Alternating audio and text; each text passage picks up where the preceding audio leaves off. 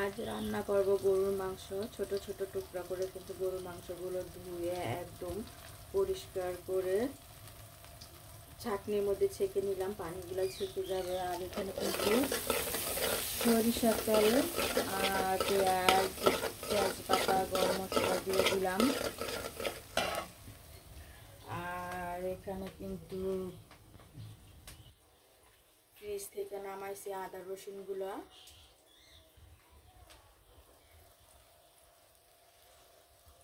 আদা রসুনের কালারটা কিন্তু খুবই সুন্দর হয়েছে। আর এইভাবে কিন্তু আমি আদা রসুনগুলা পেস্ট করে ফ্রিজে রাখা দেই। 1 কেজি আদা 1 কেজি রসুন এনে ফ্রিজে রাখা দেই।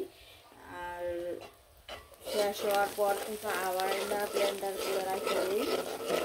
কারণ প্রতিদিন এভাবে ব্লেন্ডার করা বা বাটাবাটি করা কিন্তু আসলে সম্ভব না। কারণ সংসারের কাজ করে আবার বাটাবাটি ঝামেলাটা, রান্না বান্না অনেক ঝামেলা হয়ে যায়। এর জন্য শেষ হলে 1 কেজি আদা 1 কেজি রসুন না কিন্তু আমি যে এইভাবে ব্লেন্ডার করে ফ্রিজে রেখে দিই। আদা রসুন দিয়ে দিলাম আর দিয়ে দিলাম মরিচের গুঁড়া। এখন এক এক করে সব মশলা কিন্তু দিয়ে দিব। হলুদ, মরিচ, জিরা, গরম মশলা, ধনিয়া গুঁড়া সব মশলা কিন্তু দিয়ে দিলাম। দিয়ে ভালো করে নাড়াচাড়া দিয়ে কিন্তু কষিয়ে নেব। মশলাটা যত কষাবেন আর রান্নার স্বাদ তত কিন্তু বেড়ে যাবে। আর মশলাটা কষানো হয়ে গেলে কিন্তু এভাবে ছোট ছোট করা মাংসগুলো দিয়ে দিব। মাংসগুলো কিন্তু সুন্দরভাবে ধুয়ে আমি ছেঁকে নিয়ে রাখলাম। আর পানিগুলো ঝরে কিন্তু দেখেন কত সুন্দর হয়ে গেছে।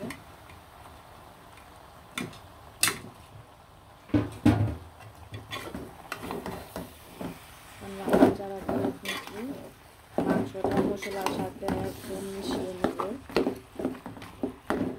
আর স্বামী চলে যাবে আজ মালয়েশিয়া। সকালে উঠে কিন্তু রান্না বান্নাটা বসাইলাম। খাওয়া দাওয়ার পর দুপুর টাইমে রওনা দিবে।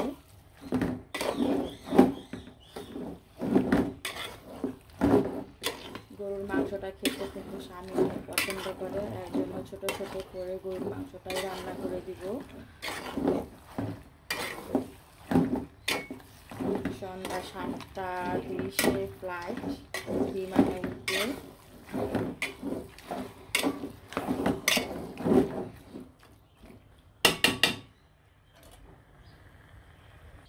এখানে কিন্তু 1 কেজি পোলার চাল আছে। পোলার চালগুলো কিন্তু আমি সুন্দরভাবে ধুয়ে নিব। আর ছোট ছোট টুকরা করে রান্না করব গরুর মাংস। আর সাদা পোলাও রান্না করে দিব। সাদা পোলাওটা কিন্তু আমার স্বামী খেতে খুবই ভালোবাসে, এর জন্য রান্না করে দিব। তাড়াহুড়া করে সকালে উঠেই কিন্তু স্বামীর জন্য রান্না বসাইলাম। স্বামী চলে যাবে আজ মালয়েশিয়া। আসলে ভাবতে অনেক কষ্ট হয়, কোন সময় একা থাকা হয় নাই, এত দূরও যাওয়া হয় নাই। আর এর আগেও গিয়ে ঘুরে এসেছে মালদ্বীপ থেকে, শ্রীলঙ্কা থেকে, কিন্তু এত খারাপ লাগে নাই। আর এখন চলে যাবে। খাওয়া দাওয়ার পর দুপুরে রওনা দিবে।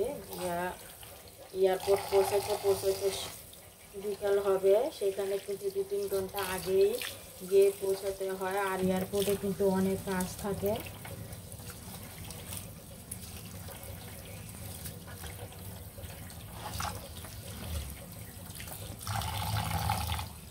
চালগুলো ধুয়ে ভালো করে ছেঁকে নিব।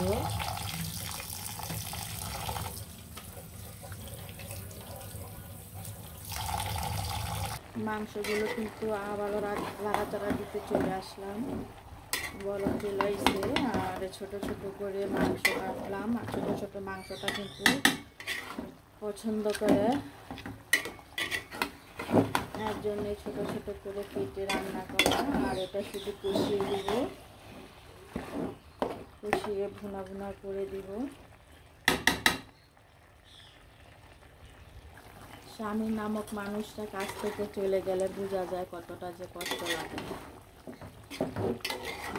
আর জানি না কেন জানি স্বামীটার জন্য অনেক মায়া হইতেছে, অনেক কষ্ট লাগতেছে, এত দূরে চলে যাবে,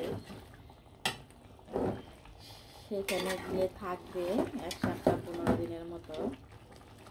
আর এই 1 সপ্তাহ 15 দিন আমার কাছে মনে হবে এক একটা দিন এক একটা বছরের মতো। এই ভেবে কিন্তু মনে অনেক কষ্ট লাগতেছে যে মানুষটার সাথে কথা না হলে, দেখা না হলে ভালোই লাগতো না, সেই মানুষটা এত দূরে গিয়ে এতদিন থাকবে।